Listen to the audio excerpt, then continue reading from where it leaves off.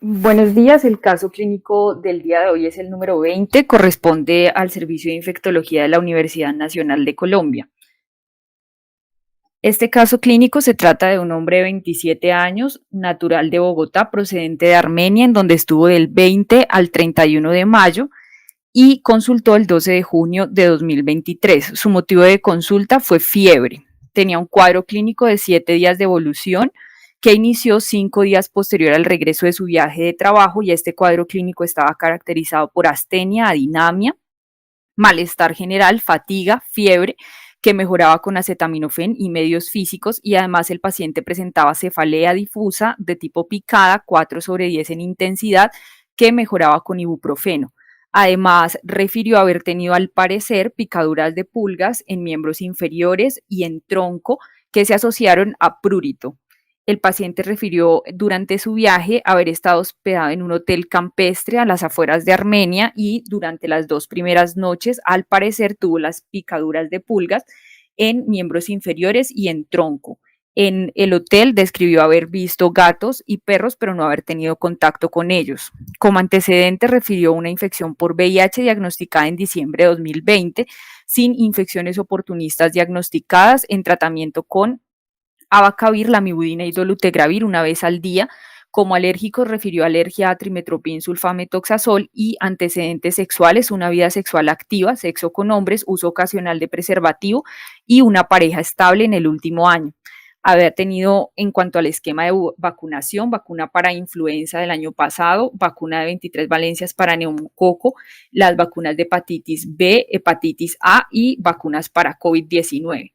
Al examen físico de ingreso estaba hipotenso, taquicárdico, con taquimnea y con fiebre. Tenía deshidratación, y además los hallazgos al examen físico fueron las lesiones múltiples puntiformes en miembros inferiores y en tronco, con una lesión, dos lesiones papulares de más o menos 1 a 0,5 centímetros. Además, se palpó una adenopatía inguinal derecha de 2,5 centímetros de diámetro, dolorosa, no adherida. Dentro de los paraclínicos, el perfil inmunovirológico previo mostró un último conteo de CD4 de 358, con una carga viral de -20 y un logaritmo de -1.3 de abril de este año. En los paraclínicos tenía además leucocitosis con neutrofilia, tenía una lesión renal aguda, una elevación de la PCR y además unos gases arteriales que mostraron una acidemia metabólica con hiperlactatemia. A su ingreso consideraron un cuadro clínico de un choque séptico, iniciaron reanimación hídrica y soporte vasopresor, y además iniciaron tratamiento con piperacilina tazobactam y pidieron paraclínicos para el estudio de la etiología. Medicina interna consideró un cuadro clínico de choque séptico, un posible dengue grave y una posible bacteriemia, y decidió continuar piperacilina tazobactam. Dentro de los paraclínicos obtenidos tenía una serología para dengue, para riquecias y para leptospira negativa, con una prueba de BRL no reactiva, un urocultivo negativo y un hemocultivo negativo a los 5 días. Fue valorado por el Servicio de Infectología ante la persistencia del síndrome febril y el antecedente de las picaduras, al parecer, de pulgas con gatos y perros en el lugar de procedencia. Se consideró estudiar la posibilidad de Bartonella y se obtuvo una serología IgM positiva y una serología IgG positiva con 1 en 1024 diluciones, considerándose entonces el diagnóstico de un choque séptico por infección por Bartonella genselae en paciente con infección por VIH, y se inició tratamiento con gentamicina y con doxiciclina, la gentamicina intravenosa por 14 días y la doxiciclina oral por 4 semanas. El tema a revisar el día de hoy entonces es Bartonella. Esta enfermedad tiene importancia clínica porque tiene una distribución a nivel mundial, hay múltiples formas de presentación clínica y hay formas graves en pacientes inmunocomprometidos. La presentación clínica más frecuente es la enfermedad por arañazo de gato, que se caracteriza por la presencia de linfadenopatía y fiebre. Esta enfermedad además tiene varios reservorios y vectores y se ha considerado un problema de salud pública subestimado.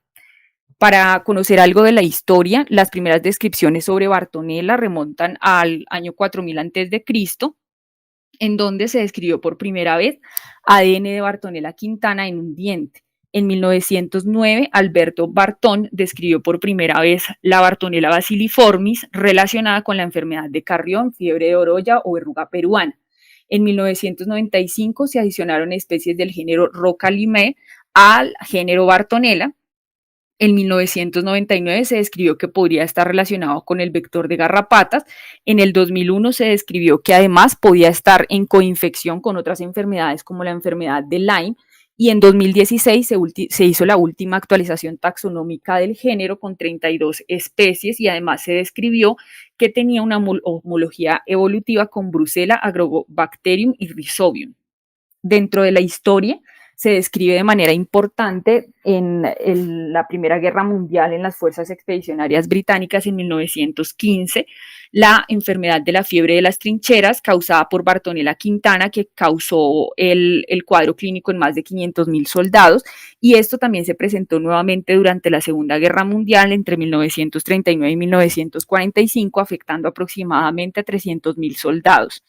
La distribución de las especies a nivel mundial es amplia, varía según la localización geográfica y de manera característica se describe que en América del Sur está presente Bartonella basiliformis, que puede no estarlo o hasta el momento no se ha descrito de manera nativa o autóctona en otras localizaciones geográficas.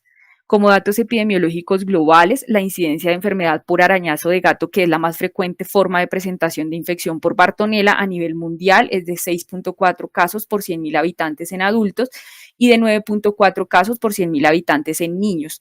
Bartonella basiliformis, que es la causante de la enfermedad de Carrión o fiebre de la orolla, se ha descrito en Colombia, Perú, Ecuador, Chile, Bolivia, Guatemala, estos últimos con casos aislados, y su localización está relacionado con la presencia del vector que es Lutzomía en los valles andinos a unos 5.000 a 3.200 metros sobre el nivel del mar y en la selva alta del Amazonas. Respecto a Bartonella quintana, esta causa la fiebre de las trincheras, como ya lo mencioné, y su mayor número de casos se presentó durante la Primera y Segunda Guerra Mundial. Respecto a la presencia de serología positiva o a la incidencia de Bartonella henselae en el mundo, hay varias descripciones, pero específicas de cada localización. Por ejemplo, en España se describe una incidencia de la serología de 0.07 por 10 a las 5 habitantes año en la Comunidad Valenciana, pero varía dentro del mismo país a incluso 0.10 por 10 a las 5 habitantes año en Alicante. Los grupos etarios más afectados son de los 1 a 10 años y hay otro pico entre los 1 y los 40 años en esta localización. En una serie grande de casos de endocarditis por Bartonella en España entre 1995 y 2006, que incluyó 140 casos totales de endocarditis infecciosa, se encontró en esta serie de casos que de los pacientes que tenían hemocultivos negativos, que fueron 10 de ellos, 5 presentaron endocarditis por Bartonella. En 1997 en España se describió que la presencia de anticuerpos para Bartonella henselae en diferentes diluciones significativas mayores o iguales a 1 en 64 estaban presentes en 17.3% de los pacientes con VIH estudiados y en donantes de sangre en 5.8%.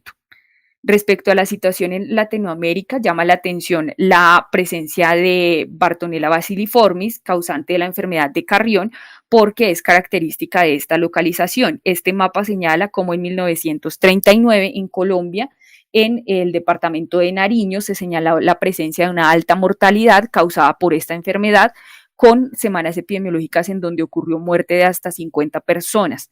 Y en Perú, pues siguen estando todavía casos presentes de enfermedad de Carrión. En esta gráfica que señala el resumen de casos entre 2010 y 2020, se señala cómo incluso en 2020 se reportaron en algunas semanas epidemiológicas hasta 10 casos. En Colombia, este estudio publicado en 2008 sobre la prevalencia de anticuerpos contra Bartonella en áreas de localización en Córdoba mostró que se encontró una seroprevalencia total de anticuerpos IgG antibartonella de 48%, de los cuales el 77% fueron hombres. Y para Bartonella quintana la seropositividad fue del 45% de la muestra y para henselae del 30%. Estoy hablando de exposición previa a la enfermedad, más no de enfermedad activa, debido a los títulos de los anticuerpos. Este otro trabajo, publicado en 2017, señaló cómo en Bogotá, en una muestra de 153 personas, se encontró una seroprevalencia para Bartonella quintana del 19% en personas catalogadas como sin hogar. En cuanto al género, este pertenece al dominio de bacteria, al filo Proteobacteria, al orden Rhizobiales, a la familia Bartonelliaceae y al género Bartonella.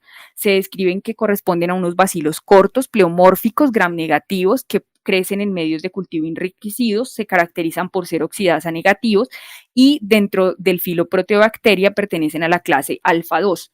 De manera característica, todas las especies de Bartonella comparten una alta homología genética que llega a ser hasta el 98%. Este es el mapa filogenético, son hasta ahora más o menos unas 32 especies descritas, pero en esta tabla se encuentran las que principalmente causan enfermedad: Bacilliformis, Quintana, Genselae, Vinsoni, Isabelerte. Y dentro de el árbol filogenético, pues se encuentra la estrecha relación entre las diferentes especies de Bartonella. Estas especies tienen reservorios en particular y vectores en particular, pero muchos reservorios y vectores son compartidos para diferentes especies. Entonces, por ejemplo, Bartonella genselae tiene como reservorio gato, humanos, perros, incluso caballos, y los vectores pueden ser pulgas, piojos, garrapatas, arañas. Bartonella quintana tiene como reservorio humanos, macacos, gatos, perros, y como vectores los piojos del cuerpo humano, aunque también se han descrito algunos casos de participación de vectores como pulgas. Además, dentro de las variedades en las especies, por ejemplo, Bartonella genselae tiene una variedad llamada Houston 1 que últimamente se ha descrito debido a su importancia por la alta virulencia, porque le confiere alta virulencia a la presentación clínica de la enfermedad, haciéndola más grave y relacionada con mayor mortalidad. Entonces, dentro de los reservorios más importantes están los gatos, que es el principal reservorio de Bartonella genselae, pero además se relaciona con otras Bartonellas, y la forma de adquisición del microorganismo es a través de mordedura o arañazo. Se presenta más en gatos salvajes que en domésticos, y en los gatos presenta bacteriemia sintomática crónica, que es lo que se relaciona con persistencia del microorganismo en ese reservorio. Los perros son reservorio de varias especies de Bartonella, también entre ellas Bartonella genselae. Estos son descritos como huéspedes occidentales, pueden ser perros callejeros o domésticos. Hay otros reservorios, como por ejemplo caballos, que también se relacionan con Bartonella genselae, moscas, garrapatas, piojos, ganado, ovejas e incluso conejos. Dentro de los vectores, los más importantes son las pulgas. Se ha descrito la pulga del gato como el más importante, que corresponde a Tenocefalides felis, que es el vector relacionado con Bartonella genselae, pero también se ha relacionado con otras Bartonellas como Quintana. Y también están las pulgas de rata como la Xenopsila, que se ha relacionado también con ser vector de Bartonella quintana y Bartonella genselae. Los piojos son otros vectores que están principalmente relacionados con Bartonella quintana y específicamente con la fiebre de las trincheras, cuyo factor de riesgo más importante corresponde a la insalubridad o a condiciones de insalubridad, y se ha descrito en los últimos años que ha ocurrido un resurgimiento de la enfermedad en Colombia, en Argelia y en Francia. Las garrapatas son otros vectores en donde el microorganismo se replica a nivel intestinal y se ha relacionado también con Bartonella genselae. Otros vectores son arañas y moscas. Dentro de la fisiopatología, esta varía entre las especies, pero tiene una alta complejidad porque comparten varios principios de todas formas entre ellas. En general, hay tropismo por hematíes y células endoteliales, y es por esto que después de la inoculación en sangre pueden desaparecer rápidamente por cerca de 72 horas y reaparecer, pero su primera replicación se describe que es en las células endoteliales. Este microorganismo causa la secreción de deformina, que causa a su vez invaginaciones en la membrana del glóbulo rojo y puede disminuir su supervivencia. Esto en donde más se presenta es con Bartonella bacilliformis. Puede haber una variación en la afectación del glóbulo rojo, por ejemplo, Bartonella quintana en la fiebre de las trincheras afectan los glóbulos rojos en más o menos 0.005%, mientras que en fiebre de la orolla o la enfermedad de Carrión por Bartonella bacilliformis, la afectación del glóbulo rojo es hasta del 80%. Dentro de la fisiopatología, todas las Bartonellas pueden causar vasoproliferación por antiapoptosis, y además liberación del factor de crecimiento del endotelio vascular. Y dentro de las interleuquinas más importantes están la 6, la 8 y la 10. Las manifestaciones clínicas de Bartonella son muy amplias, incluyen, por ejemplo, uveitis, endocarditis, angiomatosis basilar, vasculitis, la verruga peruana, artritis, y pues esto va a ser como característico de cada especie. Entonces, por ejemplo, Bartonella elizabethae se relaciona con endocarditis, al igual que Vinsoní, y, por ejemplo, Bartonella henselae tiene muchas formas de presentación clínica, dentro de ellas la enfermedad por arañazo de gato, la angiomatosis basilar, la peliosis hepática, la misma endocarditis, bacteriemia e incluso neuroretinitis. Bartonella quintana puede producir angiomatosis basilar, endocarditis, fiebre de las trincheras y bacteriemia crónica. Entonces, dentro de las presentaciones más frecuentes está la enfermedad de Carrión, que es causada por Bartonella bacilliformis, que se relaciona con el vector Lutzomia. Su periodo de incubación es más o menos de 3 días, pero incluso puede ser hasta de 10 años. La enfermedad se caracteriza por la presencia de hemólisis y de eritrofagocitosis que puede ocurrir hasta en el 100% de los casos. Su forma de presentación puede ser una bacteriemia asintomática crónica que incluso puede durar hasta 15 meses y esto se puede presentar en el 50% de los casos. En la fase aguda, la característica es que hay anemia severa e incluso puede haber muerte por inducción de inmunosupresión y relación con otras enfermedades como salmonelosis, con una mortalidad hasta del 40%. En la fase crónica, la forma característica es la presentación de verrugas, que es lo que se conoce como las verrugas peruanas. Estas imágenes son sacadas del Ministerio de Salud de Perú, en donde se señalan las diferentes formas de presentación de la fase crónica, una forma miliar, nodular superficial, nodular profunda o incluso tumoral. En cuanto a las infecciones por Bartonella quintana, las características corresponde a la fiebre de las trincheras, que se asocia a prurito y a lesiones en piel por piojos. Se describe que las personas pueden ser los únicos huéspedes humanos, huéspedes animales comprobados, y que su forma de presentación más frecuente es bacteriemia crónica. Se asocia además a cefalea intensa y a dolor pretrivial que puede resolver de manera espontánea. Pueden ocurrir recaídas a lo largo de los años y además puede presentar en paciente endocarditis y angiomatosis basilar. Dentro de los factores de riesgo descritos están el alcoholismo crónico y las malas condiciones de salubridad y el antecedente de VIH. En cuanto a la forma de presentación de infección por Bartonella con endocarditis, esta es característica por Quintana y por Henselae. Se asocia con la presencia de valvulopatías preexistentes, pero en este caso las Bartonellas asociadas son Elizabethae y Vinsoní. Y la forma de presentación que puede ser más frecuente es pacientes con síndrome febril crónico que tienen hemocultivos negativos.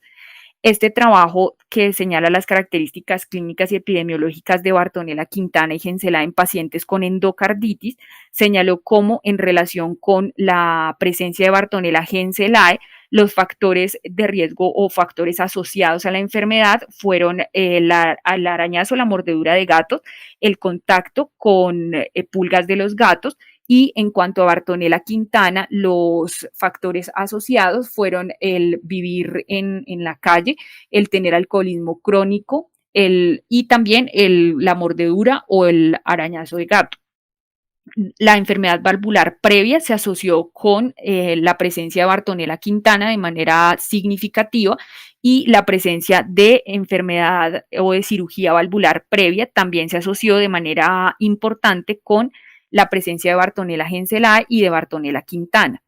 La enfermedad por arañazo de gato es la forma más frecuente de presentación, es causada por Bartonella Henselae y por Bartonella cladrigilae, y es la infección pues más común por este género de microorganismos. Hasta 1 a 2% de los pacientes pueden presentar neuroretinitis.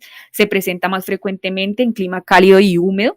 El periodo de incubación es de 1 a 2 semanas. Hay una linfadenitis regional que es autolimitada y puede haber una pápula eritematosa. Esa adenitis se puede volver supurativa en el 10% de los casos y puede complicarse con compromiso hepatoesplénico, con lesiones óseas líticas y con linfadenitis profunda.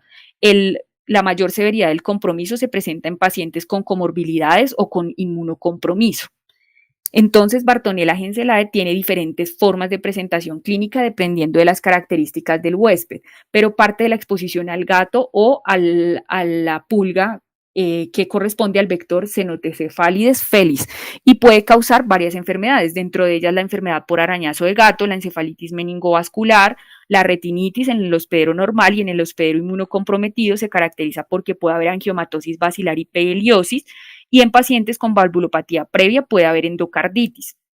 Dentro de la angiomatosis basilar y peilosis basilar, estas se caracterizan por proliferación vascular, principalmente en pacientes inmunocomprometidos y con VIH. Entonces, la angiomatosis basilar es el compromiso cutáneo como tal, pero la peilosis ya involucra el compromiso de órgano sólido, especialmente el que tenga tejido retículo endotelial asociado, como el hígado, el vaso, los ganglios linfáticos e incluso la médula ósea.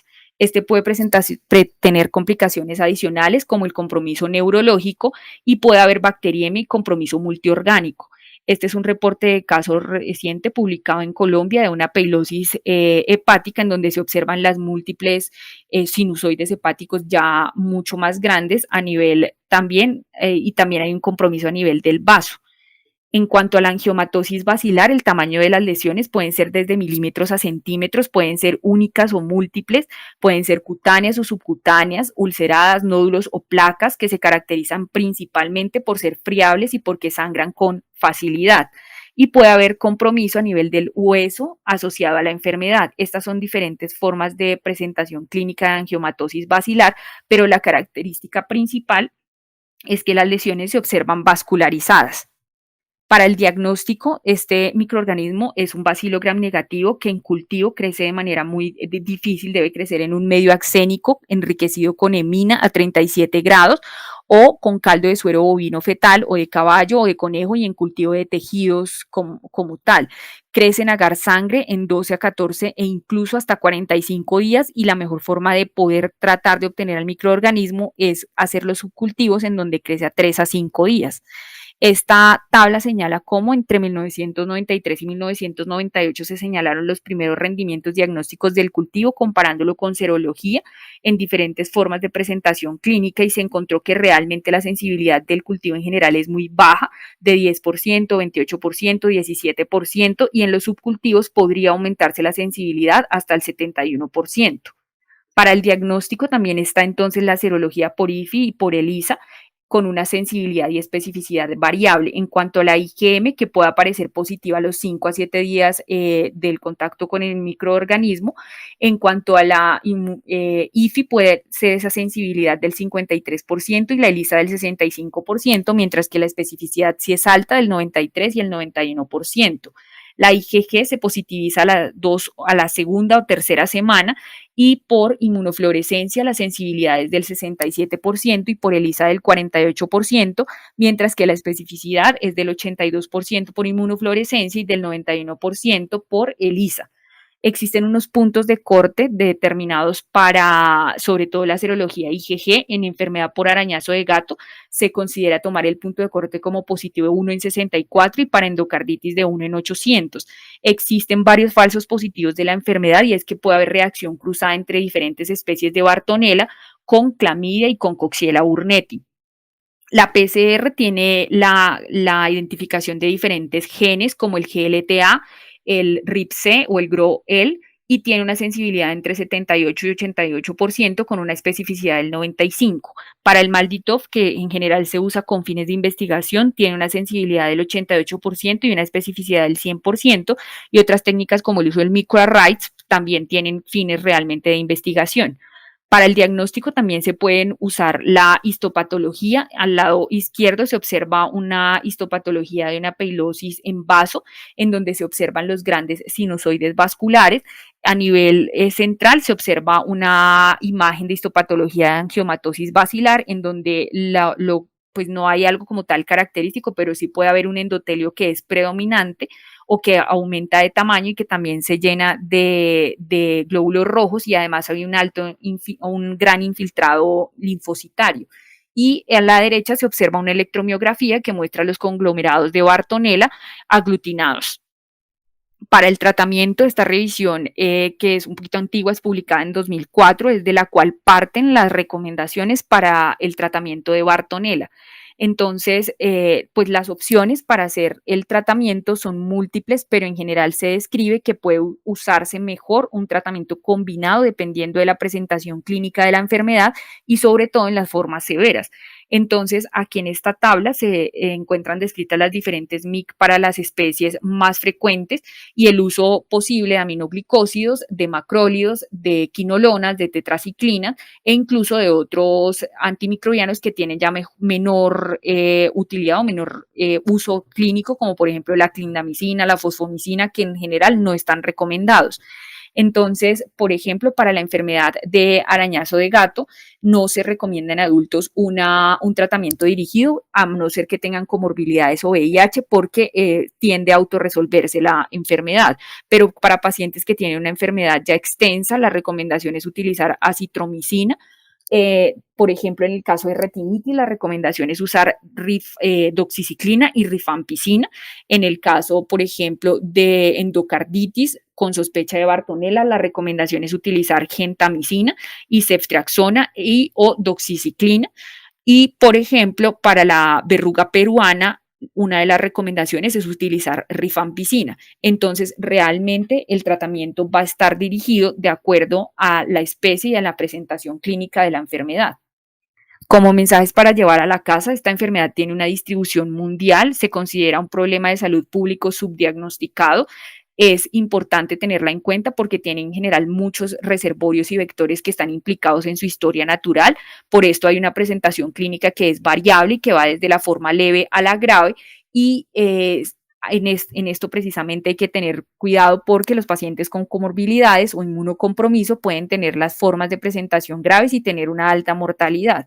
El diagnóstico se basa en la clínica y en la serología, en la PCR que no está tan disponible y el cultivo en general tiene muy bajo rendimiento diagnóstico. Además, el tratamiento pues debe hacerse según la presentación clínica de la enfermedad y la especie en particular. Eso es todo, muchas gracias.